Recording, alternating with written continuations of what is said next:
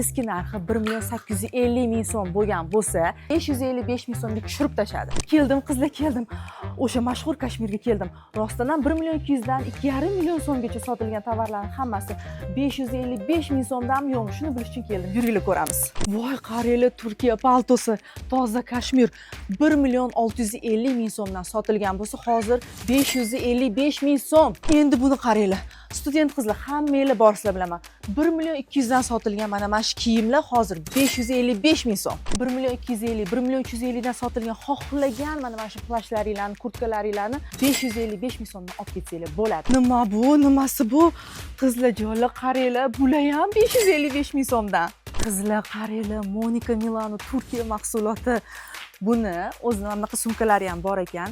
Eski narxi 1.850.000 so'm bo'lgan bo'lsa, endi mumkin keldi va mana bularni hammasini sumkasi bilan birgalikda 555.000 so'mga Shahar zo'risiz ku bek.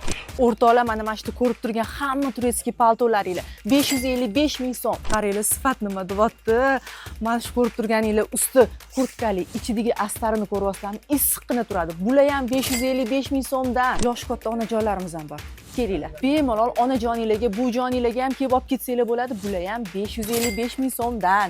O'rtoqlar, sizlarga shunaqangi asl narxi qimmat, lekin hozirda chegirmaga tushgan mahsulotlarni topib berganimiz uchun hech bo'lmasa like bosing, kommentariya yozing, mana shu videoni yaqin do'stingizga jo'nating.